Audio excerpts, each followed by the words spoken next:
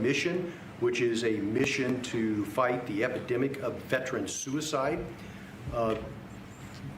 Veterans are disproportionately affected by conditions such as PTSD, TBI, depression, and chronic pain.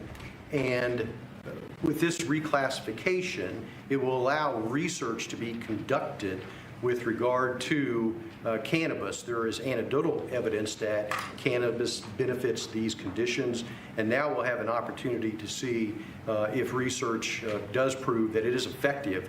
And if it is so, then it'll open up a whole new method of treatment for our veterans with regard to this particular issue.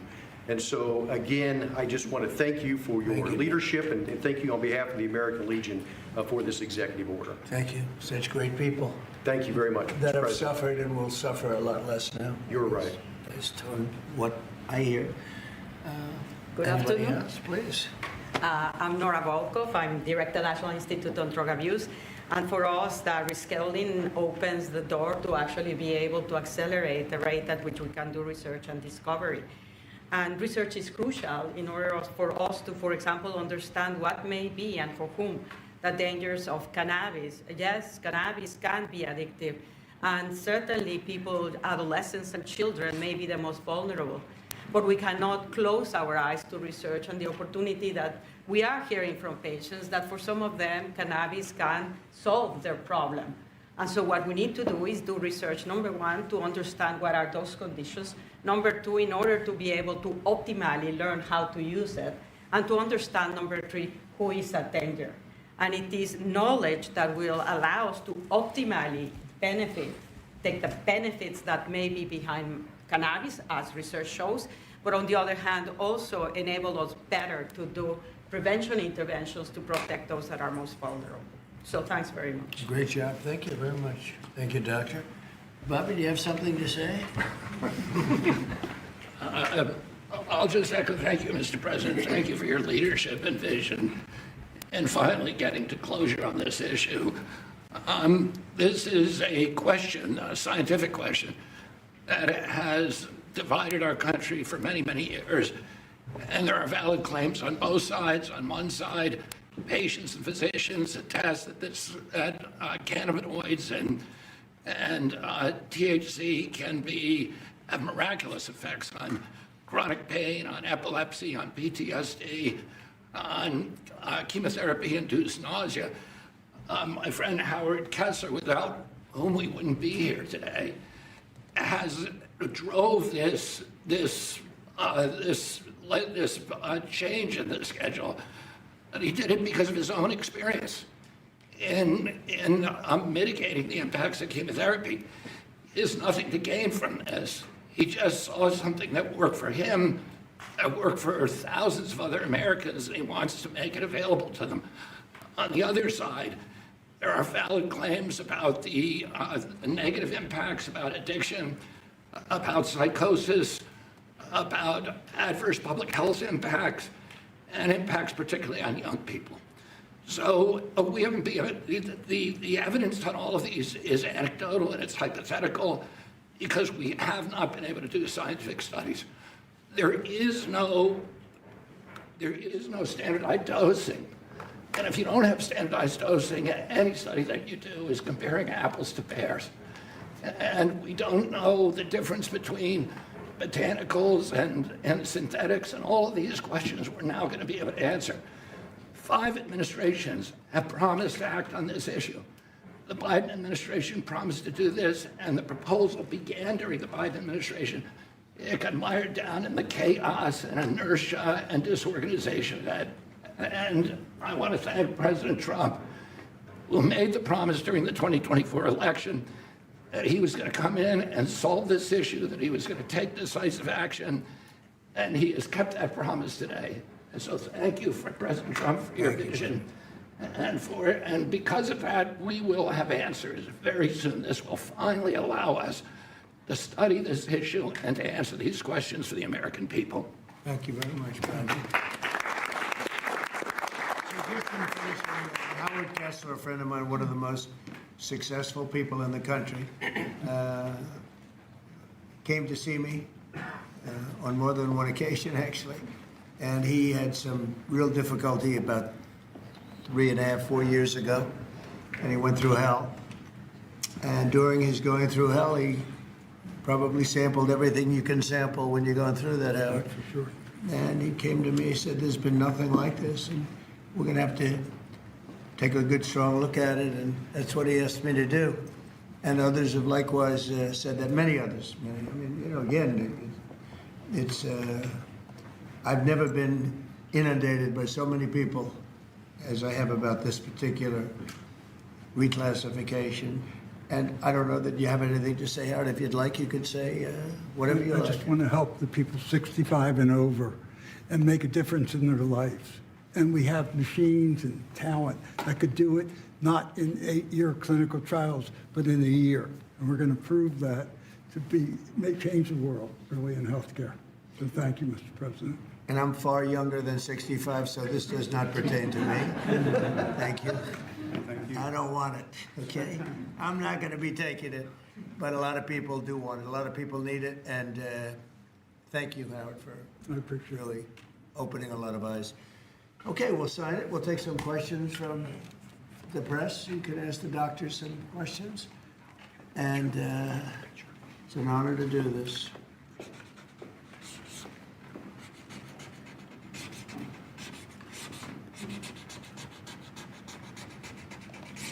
That's a good one.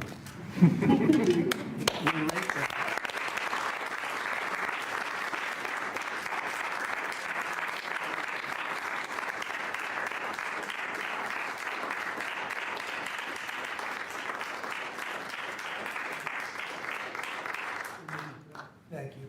Thank you very much, everybody. Any questions? Mr. President, Yes. a health-related question on your health care plan. You've said you want to make direct payments to Americans, but these Obamacare subsidies are expiring now in a matter of just a few days. More than 20 million Americans are now bracing for their premiums to skyrocket. Are you going to Because let of this Obama. happen, or Yeah, will you because- intervene? Yeah, they will skyrocket because it was never any good. I'd like to see the money that is going to the insurance companies by the hundreds of billions of dollars. You know, their stocks are up 1,400%, 1,800%, and 1,624%. Their stocks are up through the roof over a fairly short period of time because they're getting vast amounts of money. I want that money to go to the people directly and let the people buy their own health care. And they'll get much better health care than they get with the Unaffordable Care Act, as it's known by a lot of people. It is virtually unaffordable for people. It's a bad thing. We can have a great thing.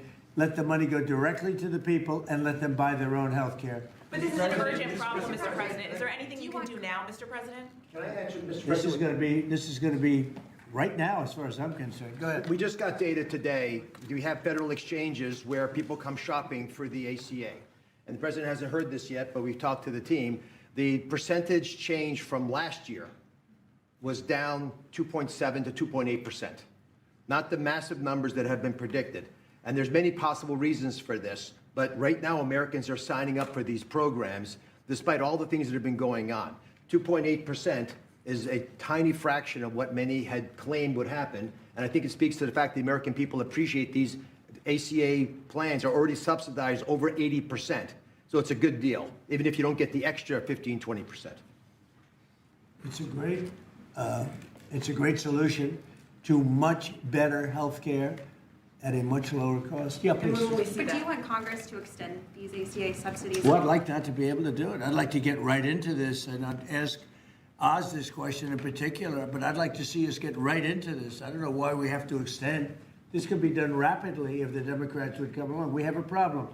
The insurance companies own the Democrat Party. They own it.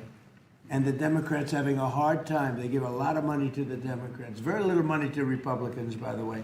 A lot of money to Democrats. And they're going to have to decide, do they want to do the right thing or do they want to be beholden to the, insurance companies?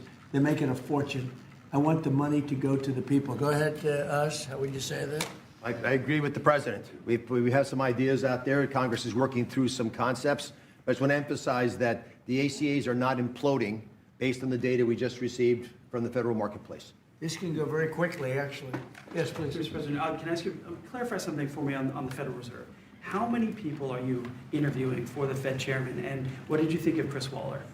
I think he's great. I mean, he's been a man who's been there a long time, somebody that I was very involved with, sense of his career, and he's a fantastic man. I met him yesterday, again. So how many people are you looking at? We're talking to 3 or 4. I think every one of them would be a good choice, honestly. Michelle Bowman? We'll be making a decision pretty Is quick. Michelle Bowman on that list too? Are you going to interview her? She's fantastic. She's a fantastic person. Thank you, Mr. President. Some GOP lawmakers have written to you in recent days saying they're concerned this executive order could normalize drug use for youth. How would you respond to them? You're talking about this particular today? Well, I think I'd let one of the doctors respond to it because they can do it a lot better than me. But I can only tell you that when you see polls of 82% of the people want this, when I have friends that are really, really sick and they've gone through, I guess you could say, unfortunately, I don't want to become too involved in it because I don't want it happening. But these are people that really know what's going on. Very smart people. This is one of the most successful people in the country and a very brilliant guy. And when they go through this horrible ordeal of cancer or other things, and they realize that this is something that makes them feel better without all of the side effects of some of the drugs. We are just totally knocked out and out of it. But I'd like to have one of the doctors maybe respond because you people do it better than anybody. I'm happy to respond. Yes. I mean, and my answer is we have had cannabis scheduled for how long? And it hasn't protected neither the adolescents nor the adults. We have 20 million people in the United States with a cannabis use disorder. This is not legalizing it. It's making it easier to do research so that we can use it when it is indicated and optimally. So it's also a big part of this is research. In other words, you'll now have a much larger sample and you'll be able to see if it's as good as many people say it is. I mean, people say it is beyond good, and you'll be able to find that out now. On housing, you talked in your address last night about housing. Yeah. Are you still considering a national emergency over housing? I'm looking at it. What would yeah, that look I'm like? looking What would at that it. mobilize? You know, there's two thoughts on housing. You have a lot of people have housing that because we have such a strong time and such a strong market, their houses are very valuable. It's a big part of their net worth, their house. I don't want to knock those numbers down because I want them to continue to have a big value for their house. At the same time, I want to make it possible for young people out there and other people to buy housing. In a way, they're at conflict. In other words, you create a lot of housing all of a sudden, and it drives the housing prices down.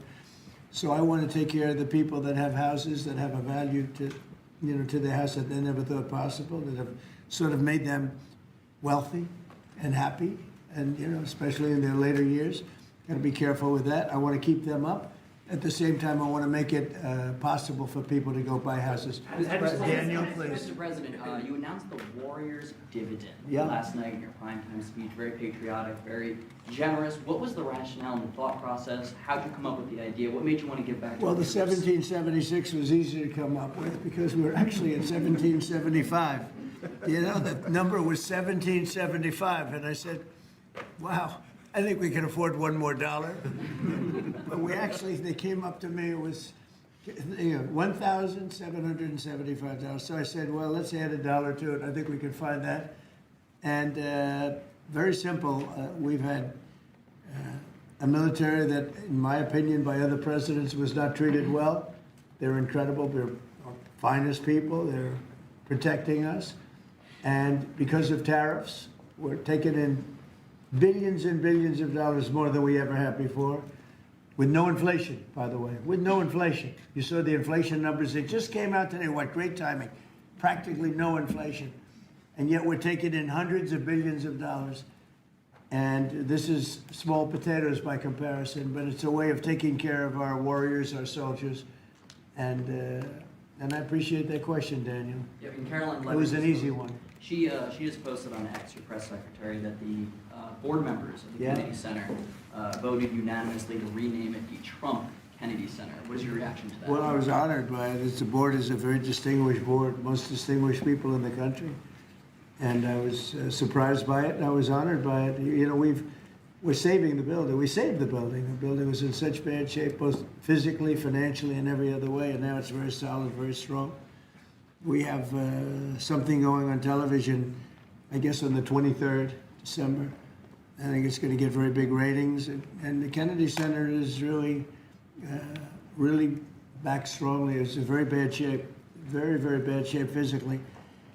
And we were also to get Congress to put up a lot of money and other people to put up a lot of money. We had a lot of donors come in for record-setting numbers, so we saved the Kennedy Center, and I was really, this was brought up by one of the very distinguished board members, and they voted on it, and there's a lot of board members, and they voted unanimously, so I was very honored by it. Thank you.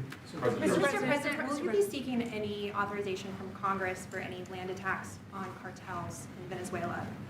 For anyone? For any land attacks on drug cartels in Venezuela? I wouldn't mind telling them, but you know, it's not a big deal. I don't have to tell them, it's been proven. But I wouldn't mind at all. I just hope they wouldn't leak it. You know, people leak it. They are politicians and they leak like a sieve. But I'd have no problem doing that. On that, Mr. President. Yes, please. Mr. President, there's a meeting this weekend on Ukraine in Florida. What are you hoping will come out of that meeting? Well, they're getting close to something, but I hope Ukraine moves quickly. I hope Ukraine moves quickly because Russia's there. And, you know, every time they take too much time, then Russia changes their mind. 27,000 soldiers were killed last month. Think of that. What do you think of that, doctors? 27,000. It's like a half a football stadium were killed in 1 month. And it's that way. It's anywhere between 20 and 30,000, mostly soldiers, also some people from Kiev and other places. But largely, it's the soldiers. They're losing their lives. Nobody's ever seen anything like it. It's the worst since World War II. And, you know, you've heard me say I settled 8 wars, some going on for 35 years, one going on for 37, one going on for 32. And 8 wars, and I thought this would be an easier one. This is because of the animosity, the hatred. It's a little bit more difficult than we thought, but there's a chance we can get this done maybe soon. Sir. Remember that 25 to 30,000 people being killed a month, young people being killed a month. Steve, please. When do you expect to make your announcement about the new Fed chair, sir? Before the end of the year? What do you think? Over the next couple of weeks. I mean, I don't know before the end of the year, but pretty soon. And then the Rocky Mount, North Carolina tomorrow night.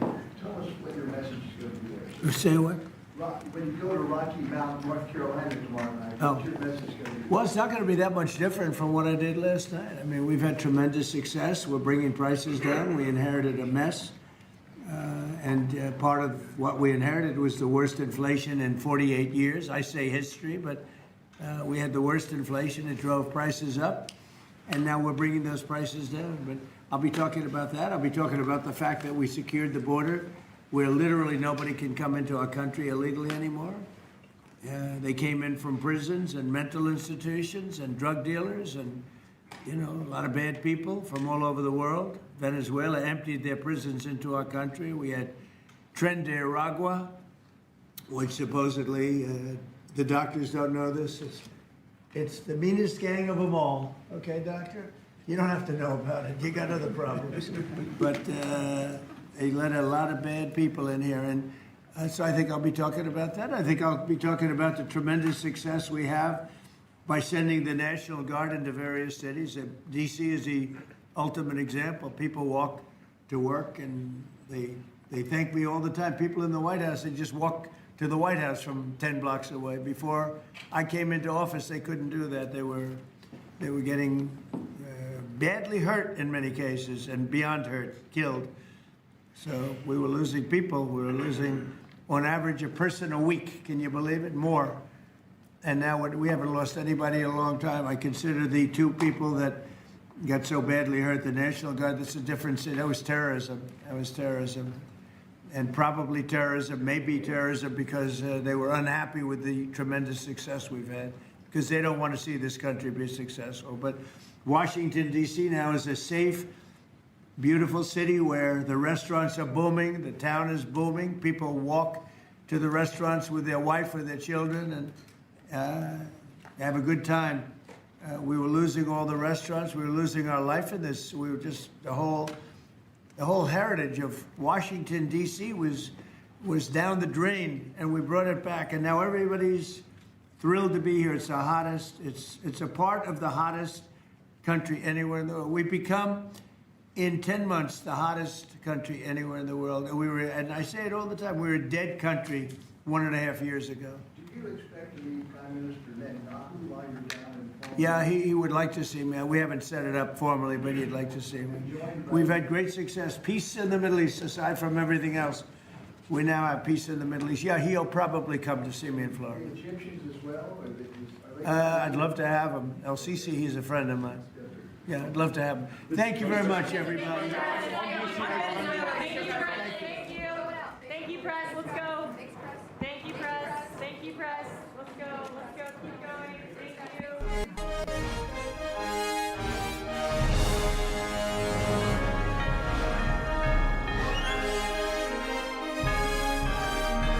This is NTD Newsroom, live from our global headquarters in New York City. Good afternoon, everyone, and thank you for joining us today. You were just watching President Trump at the Oval Office signing an executive order reducing the danger level of marijuana. And he's saying that he is not legalizing the drug, but allowing more research to be done on it. Next, the U.S. announces a massive arms sale to Taiwan worth over $10 billion. Joining us to discuss is Taylor Hathorn, visiting fellow at the Independent Women's Center for American Safety and Security. So, Taylor, good afternoon to you. I just wanted to ask you, if this is approved by Congress, it would be the largest ever weapons package to Taiwan in U.S. history, and it would exceed the total amount of arms sales to Taiwan during the Biden administration. What is your analysis on this?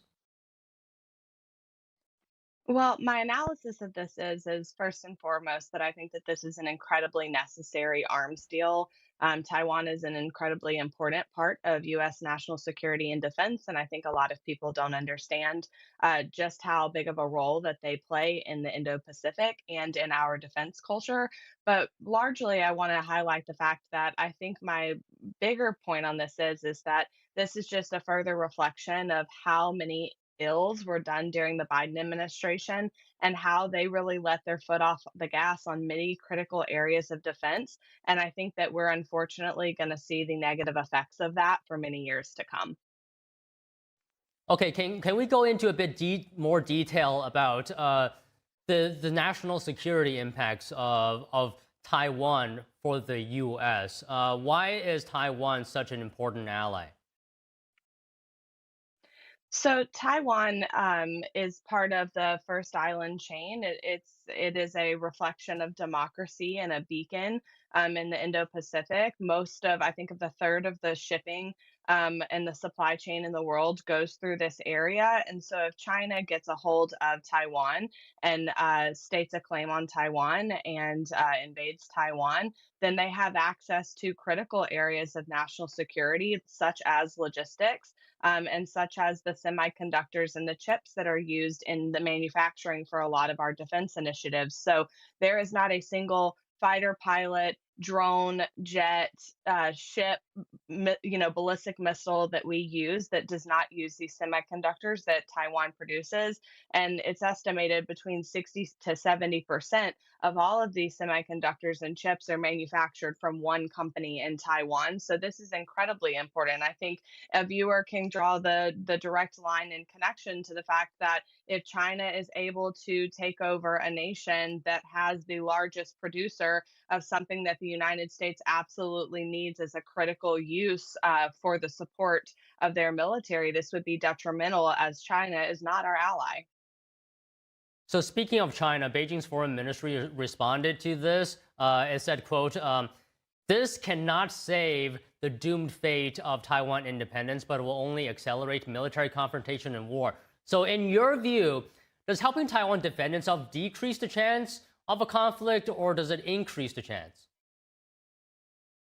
I think people have a really strange misperception on what China is. I think that people think that They can work with the leadership in Beijing and just be nice enough to them and give them enough of what they want, and they'll change their entire military strategy. And that's simply not the case. China has been committing acts of hybrid warfare and direct warfare all over the world. They look at everything that they've done with the Belt and Road Initiative, look at the inroads that they have with Venezuela, with Iran, with Russia, look at the way that Russia and China work together on the UN Security Council to veto pretty much every single resolution that is passed or tries to pass. And so China, there is no amount of giving into China with the exception of saying, here, China, you can have it all. The world is yours. That is going to be the only way that they stop.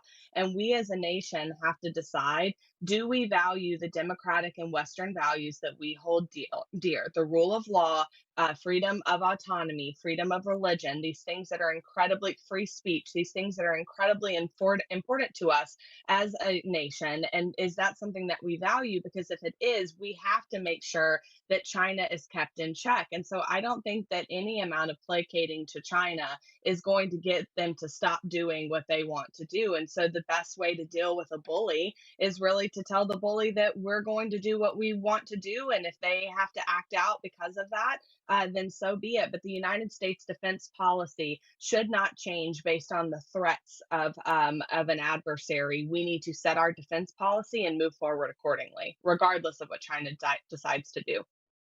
Okay, can you just expand on that point? What does this tell China? Is there a message that this deal is sending?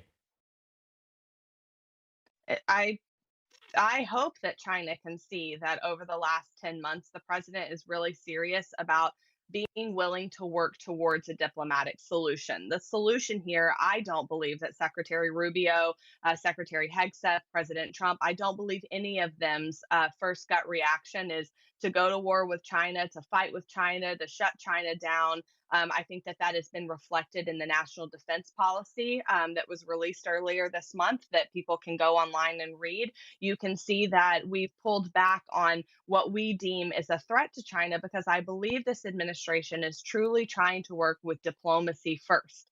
That being said, I think that China understands and realizes that if diplomatic efforts cannot be reached, if we cannot get on the same page as two global superpowers who do have the ability to destroy each other, if warranted and if necessary, that we're heading down a dark and heavy road. And I think China is having to weigh that cost right now, just in the same way that we're weighing that cost. And our administration, this Trump administration, I believe is looking at this from a practical standpoint and really doing checks and balances and looking at the ROI of this and saying, if we can do this diplomatically, we will do it diplomatically. But if we can't, and I think that China taking Taiwan would be one of those we can't do it, then we're going to have to explore different avenues.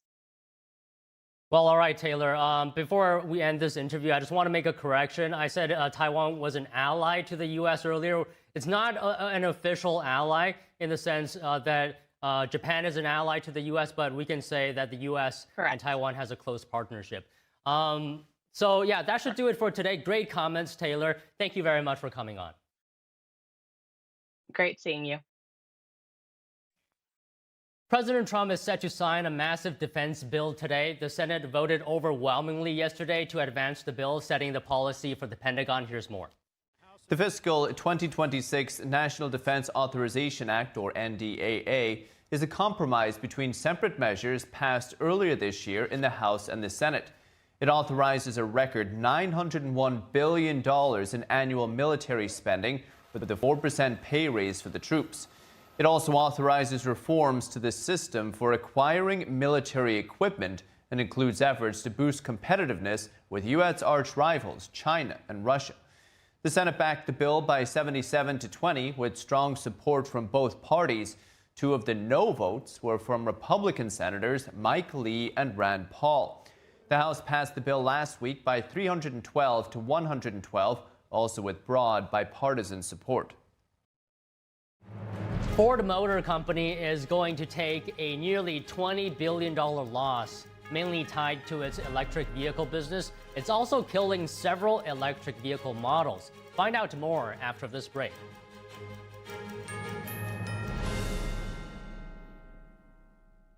Don't miss our special coverage of Turning Point's biggest event of the year, America Fest 2025. This is the greatest nation on earth. Thousands of students expected to attend the 4-day event, joined by some of the most influential voices in the conservative movement, all to honor Charlie Kirk and the principles he stood for. Watch our special coverage of the convention and our on-the-ground editions of NTD Evening News with Tiffany Meyer at 6 p.m. Eastern and Capitol Report with Steve Lance at 7. Turning Point USA, America Fest 2025, this Thursday through Sunday on NTD. This is how I keep my joints happy. Omega XL is a powerful natural supplement backed by 40 years of clinical research. Take control of your pain, like Cynthia Bailey. My knees in particular started giving me pain issues all the way back to my modeling days, from just running through airports, photo shoots. After taking Omega XL, I really started to notice how less stiff I was, especially my knees and my hip. Has Omega XL changed my life? Yes. I barely notice my joint pain anymore. Now I'm like literally sprinting through the airports. My secret is Omega XL. Pick up the phone and call now to get this exclusive TV offer. Buy one Omega XL and we'll send you a second bottle absolutely free. You'll also get a free bottle of Vitamin XL D3. Buy one, get two free. A total value of over $115, all for just $49.95. You save more than 55% and shipping is free. Backed by a money-back guarantee and is not available in stores. Operators are standing by, so call now. Hi, my name is Brady. When I was born, my parents thought everything was okay. My mom and dad were so excited to take me home. I still get goosebumps telling this story. Several days in, his skin started to become very cold and clammy. We noticed that he had become blue around his mouth, and something was just very off. We packed up as fast as we could. Brady stopped breathing twice on the way to the pediatrician. And that was one of the #1 things that just haunts me to this day. I was born with a congenital heart defect called aortic coarctation. If my parents waited just one more hour to drive me to the hospital, I would not be here today. But thanks to research funded by the American Heart Association, I had heart surgery that saved my life.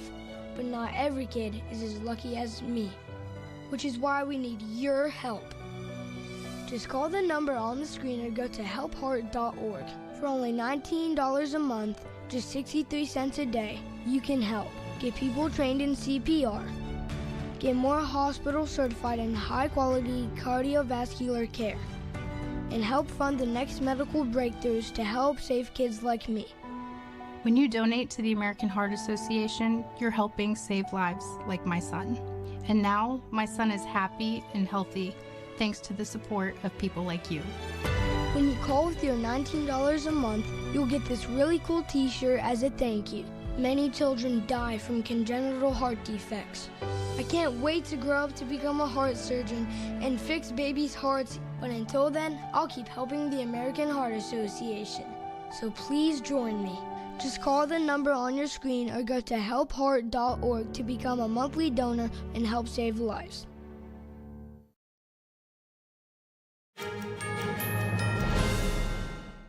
The Kennedy Center for the Performing Arts in Washington, D.C. will be renamed the Trump Kennedy Center. A center spokeswoman said in a statement that the Kennedy Center board voted unanimously for the renaming. She said the vote recognizes President Trump's work during the past year, saving the institution from financial ruin and physical destruction. She added that the name reflects the bipartisan support for America's cultural center. Trump became chairman of the center earlier this year. He has promised to transform the venue into one of the greatest centers for performing arts. White House Press Secretary Caroline Leavitt commented on the decision, saying the center will attain new levels of success and grandeur. U.S. inflation slowed more than expected in November. That's according to a report released today after being delayed by the federal government shutdown. The Labor Department says the consumer price index rose 2.7% from a year earlier, down from 3% in September, and the lowest level since midsummer. Economists had expected inflation to remain unchanged. Core inflation, which excludes food and energy, also cooled, falling to 2.6% year over year. This is the slowest pace since early 2021. Energy prices, however, climbed more than 4%, driven by higher fuel costs. Inflation remains above the Federal Reserve's 2% target, complicating decisions over interest rates. The Fed last week cut rates for a third time this year, though officials signaled fewer cuts ahead. And so, we're making progress, the American people are making progress, but in some places the hole that's been dug is a really deep hole and it's going to take a while to get out. And so at what point does it become the Trump economy? Well, it's a Trump economy now. Our policies are changing people's lives, but when are we going to be able to point to numbers and say that we fixed the problem, we filled the hole that Biden dug? That'll depend on what things. So, for example, we're way past success on eggs, but there are other things that are going to take longer. Ford Motor Company is going to take a nearly $20 billion loss, mostly tied to its electric vehicle business. Joining us to discuss is Lauren Fix, automotive expert at Car Coach Reports. Lauren, good to see you. It's been a while since we spoke. I did speak to Paul a couple of weeks ago. He had some great comments to say. How are you doing, Lauren? I'm great. There's a lot going on in the automotive world right now, and I think people don't realize it because they're so busy with the holiday season. But one of the big things that's happening is not just Ford, but just the shift in what consumers want. Brands are finally listening, and that's a good thing. So, I mean, Ford killing several electric vehicle models. Why do you think the company is doing this? Is it weakening EV demand or because of policies of this administration? It's all of the above. I think they jumped on that EV bandwagon. They all jumped on that horse saying, I'm not going to push back against the government. We're going to take whatever regulations they push on us, even though they have lobbyists and everything. They agreed to go ahead and do that because there was going to be a $7,500 tax credit. That tax credit is gone. The charging infrastructure, if you want to put a charger in your garage, was $1,200. That goes away on the 31st. So once that's gone, consumers are going to pay for whatever it is they want. Just like if you wanted a gasoline-powered vehicle or a hybrid vehicle, you just go and buy it. But when they realized that they made these F-150 Lightning trucks that are all electric, they thought they were going to sell like hotcakes. They soon realized that vehicles between $50,000 and $80,000, no matter where they're built, are way outside the average person's price range. Remember, the average price of a vehicle today is about $50,000, where previous to COVID, it was $34,000. So with that huge increase, it's untouchable for many people. The cost of everything has gotten more expensive, although some things like eggs and gasoline have gotten less expensive. Electricity has gotten more expensive. So buying an EV is not the wisest choice, especially with the increase in insurance. So you said Ford thought the F-150 Lightning will be selling like hotcakes. It's actually one of the cars that the car maker is eliminating. So I'm wondering if you could do a comparison for us. In terms of sales, how did the EV version of this pickup truck compare to the non-EV version? And just overall, how does electric compare to gas-powered? Okay, there's a lot to that. So first off, it's hard to do a fair, even-up comparison because there was a tax credit involved, which was an incentive to get consumers to go and buy these vehicles. There was also a push for dealers to buy these vehicles and park them on their lots, which many are still sitting around. Drive by any dealer from any brand, anything that's an electric car is sitting there and not selling as well. Even Tesla's down in sales. So part of that is the infrastructure, the charging, the cost of electricity, the higher insurance rates, the infrastructure itself, depending on where you live, it's hard to get a charging. And I just had a Nissan Leaf just last week to test drive, and I'll post my review on my Car Smarts channel. But I'll tell you, getting a charge, even at a Tesla charger, some didn't allow it unless it was a Tesla product. Others, I had to wait in line in order to charge. So I basically got home and plugged it in the wall, and it took 2 days to get a full charge. And it's not the fault of the vehicle. It's the fault of the charging. Now, we'll see what my electric bill looks like when it comes back, but I know it's going to be higher because I don't own an electric vehicle. And consumers are finding themselves that if they don't own a garage, and believe it or not, only 60% of America owns a garage. So you think, well, what if you have a condo? That doesn't necessarily mean you have a garage, or you're renting. That doesn't mean you have a garage or could put a charging station in. And so all of these are just limitations. And Americans as a whole don't like to be limited in how far they can go. And including how long it takes to charge. And to give you an idea, the vehicles that I get come from New York City, and I live in Buffalo. And the usual time to drive, that's about 5 hours. Every driver that has brought an electric vehicle to me, I ask, how long does it take? And they say twice as long. So if you're willing to drive 10 hours instead of 5 hours, how does that make you want to buy that vehicle? It doesn't. And so consumers have made the statement. Ford has woken up to it. Almost every brand has switched back to saying, you know what, including Scout, which is a brand new product that's coming out from Volkswagen, has said we're going to offer what they call an E-Rev, which is an extended range. There'll be a gasoline motor combined with an electric motor, and for consumers, that just means a hybrid application. That's what consumers want. They want to be able to go wherever they want, and if they want to plug in and sit in, at a parking lot or at a drive-through or wait for your kids to come out of school, you can at 0 miles to the gallon because you're on electricity. And that's a really good combination for consumers, especially if you're leasing. So you said that Ford has woken up to this. I'm just wondering here, because Ford's decision does not happen in a vacuum, right? We have Chinese electric car makers fully in the market. So I'm thinking in that aspect, what is the impact for Ford? Does this move at all concede some ground to Chinese EV makers? Well, that not really, because where we are sitting on here in the United States on the largest oil underneath the ground. And in the case of China, they decided in advance, we can't beat America. We can't beat Germany in building cars. So what they decided to do was create this EV story, that this was better for the environment. But before they did that, they purchased 80 to 90% of the mines that are out there. And so therefore they can say, if you want an electric vehicle, you need a battery, you have to get it from China, so that they would control the auto industry. They do subsidize every single car brand that is made in China. And many countries are allowing Chinese vehicles to come in. That will not happen in Canada, where there's a 100% tariff, and there's no way they're going to bring Chinese cars into the United States, at least under this administration. And if they did, it would destroy our auto industry for every brand. Remember that a lot of the Japanese brands sell most of their vehicles here. The Koreans sell their vehicles here. They build them here. If the Chinese wanted to do that, they'd have to build here, which means the UAW would be standing in line saying, we need to unionize you also. And that would make those cars a very average price to everything that's out there. So what they do in other countries like Germany, and it has destroyed their auto industry, is they flood the market with low price cars, essentially half the price. So how do they stay in business? Well, their federal government, the Chinese government, subsidizes to the car brands. And so therefore, why a car that might be $40,000, they'll sell it for 20, and then, so how does the car maker stay in business? They just take Chinese government funds.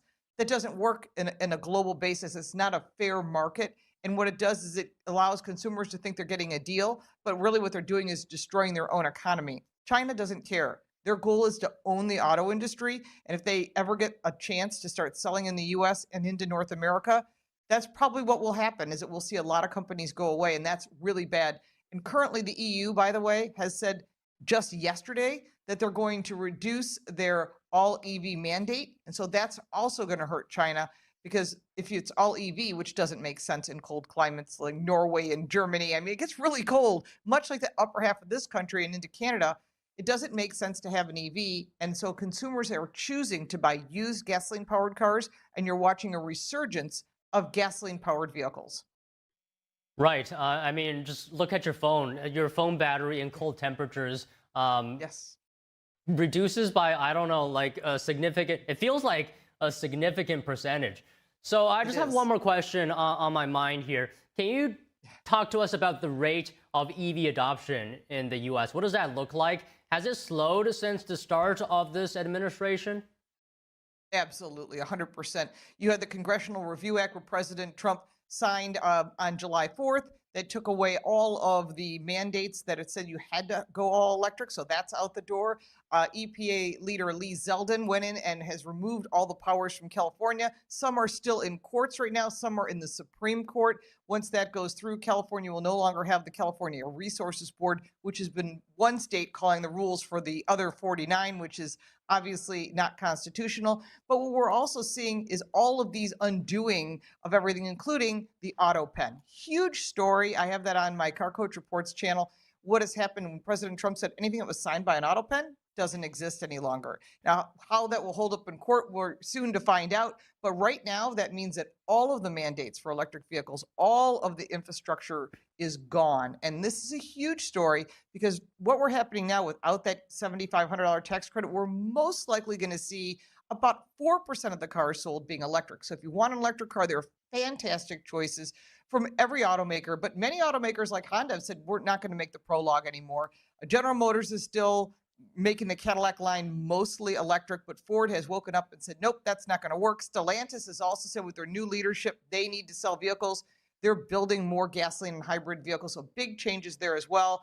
The Koreans are still selling whatever consumers want. If you want one of their Ioniq products, they'll sell it too. If you don't, they'll just make something else. And so it depends on each car brand's business plan, but many of them have woken up to this a long time ago and were prepared. Toyota was one of the smartest. They didn't jump on the bandwagon. They still offer the Prius if you want it, but they also offer all hybrid vehicles across their lineup.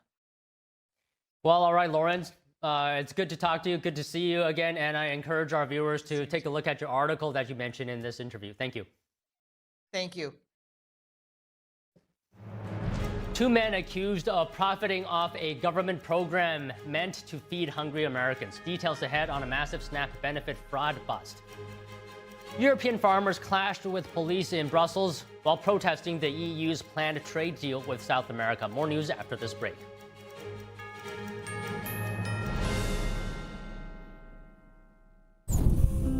When I arrived in the U.S. at 19, I struggled to find job opportunities without a high school diploma.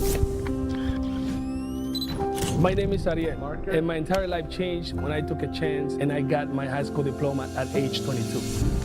Everything I have, my education, my career, my marriage, I owe to the Adult Literacy Center and my teachers. They were with me every step of the way, helping with my English and math, making sure I pushed through all the challenges. Oh my goodness. So Ariel, we made this yearbook for you. It has notes from all the people that are here. Your achievement has set an example for so many students. Most importantly, your daughter. Education was the key that unlocked all my opportunities. When you graduate, they graduate. Visit finishyourdiploma.org to find free and supportive adult education centers near you. There is a road laid out for me. Boxes everywhere. And this is going to be Addie's room. I am blind, you're really gonna like it. I hope so. Yeah. I know this road is there for me. There is a long way. First night here, but Amy seems cool. The way it's down by the river. I am blind, but I need not see. I got this. I know this road is there for me. Okay. If I'm really free, take me down to the river and wash me.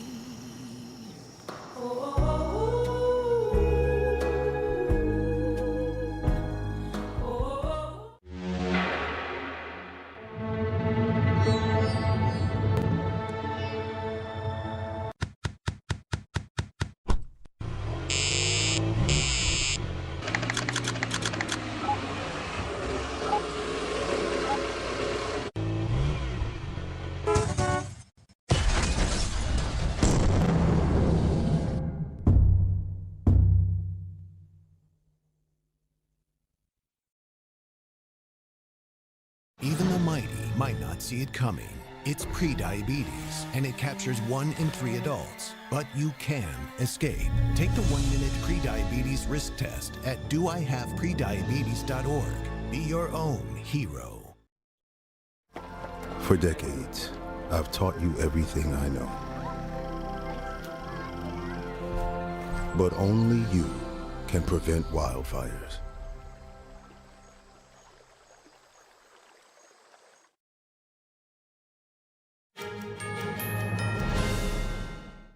A business jet crashed at a regional airport in North Carolina today, killing multiple people. The Federal Aviation Administration said the aircraft went down about 45 miles north of Charlotte. According to FlightAware tracking data, the small jet took off from the airport shortly after 10 a.m., but returned and was attempting to land. Weather reports showed drizzle and clouds at the time of the crash. Video captured by a nearby driver showed smoke rising from the wreckage on the runway. The National Transportation Safety Board and the FAA are investigating. Health Secretary Robert F. Kennedy Jr. is rolling out new rules against gender transition procedures for minors. It includes cutting off federal Medicaid and Medicare funding from hospitals that provide such procedures to children. The health secretary says a recent HHS report found that these procedures impose medical dangers and lasting harm on children. This morning, I signed a declaration. Sex-rejecting procedures are neither safe nor effective treatment for children with gender dysphoria.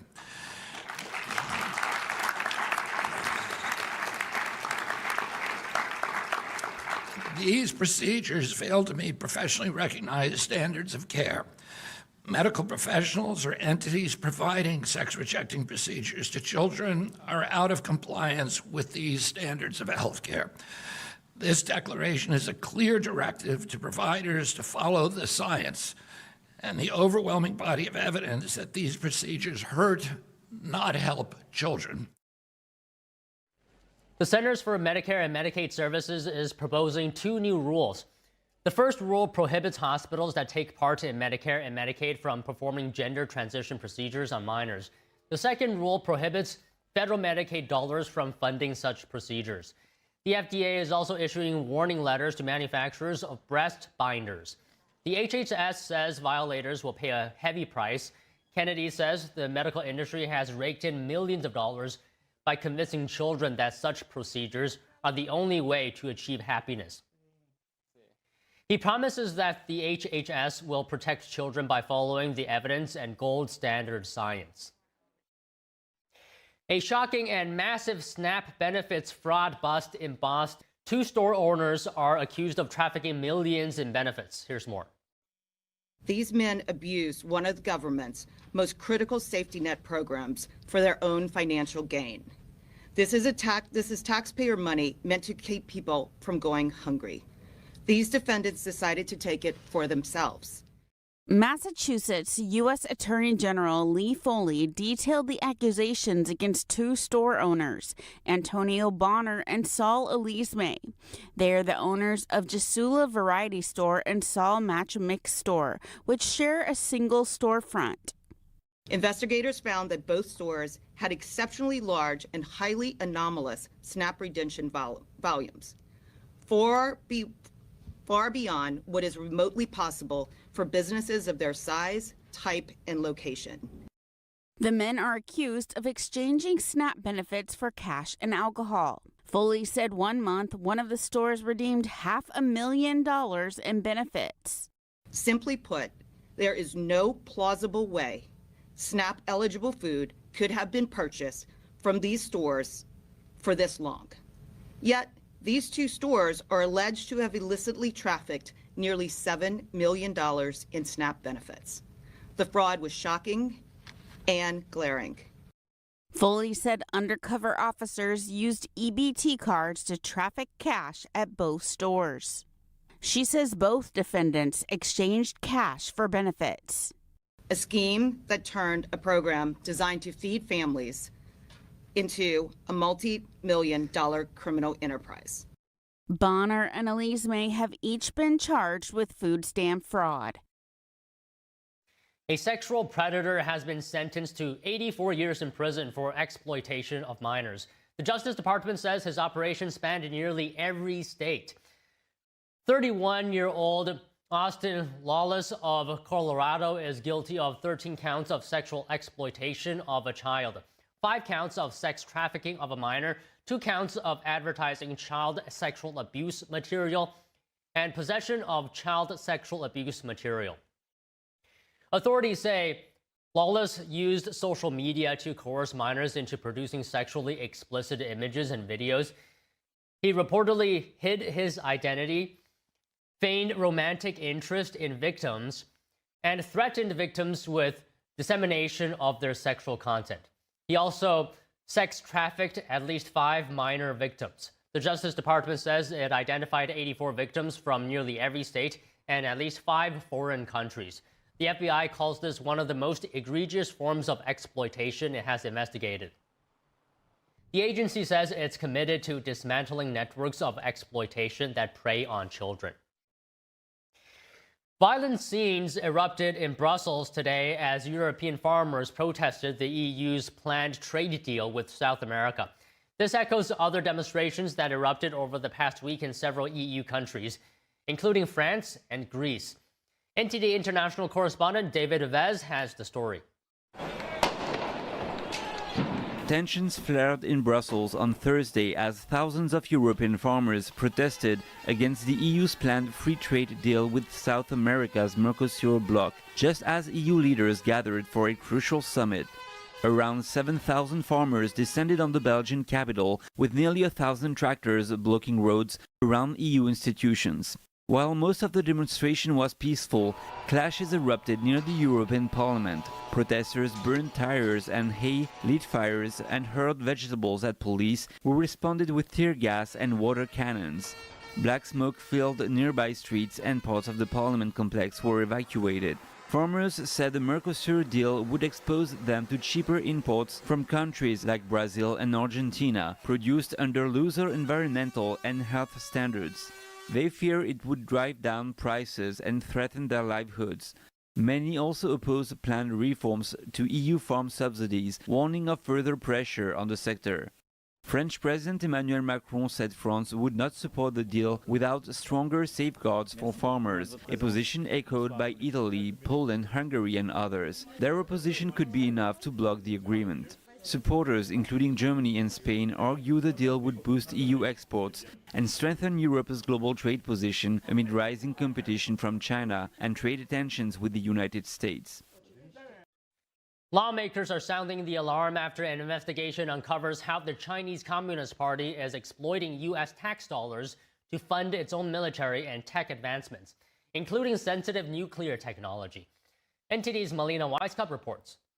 In the past 2 years, $6 billion worth of research and more than 4,000 papers published within the Department of Energy involved collaboration with Chinese researchers. Half of that research is fueling China's defense and industrial base. Some of the Chinese entities involved are among the leading universities for defense and nuclear weapons research. This is according to a newly released report by the Select Committee on the CCP. The report is not hypothetical, congressional investigators say, detailing hundreds of instances in which Chinese researchers received awards after their collaboration with U.S. researchers led to breakthroughs.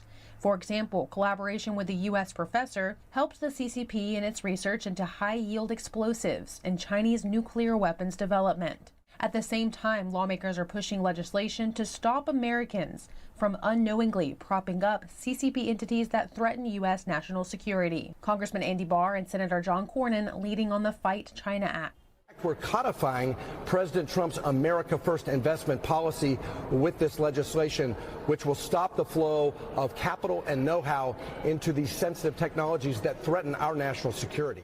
The chairman of the China Committee described the situation as deeply alarming and called on the Department of Energy to stop the exploitation and protect hard-earned taxpayer dollars. To address this, lawmakers are calling for tighter rules, like requiring the government to disclose research ties with China. The Department of Energy said it's reviewing the report and vows to ensure the integrity and security of DOE programs. Reporting from Washington, D.C., Melina Weisskopf, NTD News. Turning Point USA is hosting its annual America Fest conference. This is the first conference since the assassination of its founder, Charlie Kirk. The event is expected to draw 30,000 attendees to the Phoenix Convention Center over a course of 4 days.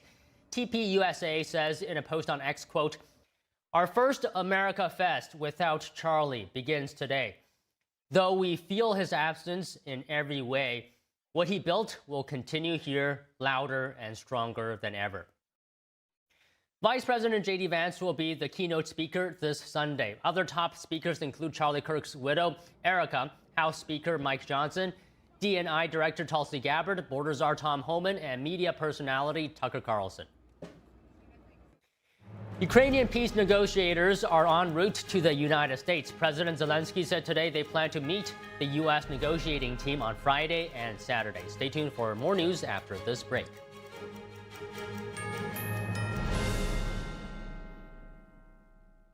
With Select Specs £6 specs, you can get 10 pairs of prescription glasses for just £60. That includes frames, prescription lenses, and delivery free to your door.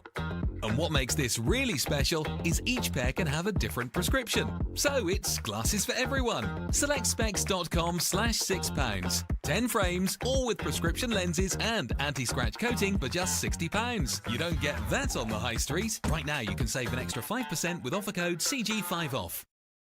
This is how I keep my joints happy. Omega XL is a powerful natural supplement backed by 40 years of clinical research. Take control of your pain, like Cynthia Bailey. My knees in particular started giving me pain issues all the way back to my modeling days, from just running through airports, photo shoots. After taking Omega XL, I really started to notice how less stiff I was, especially my knees and my hip. Has Omega XL changed my life?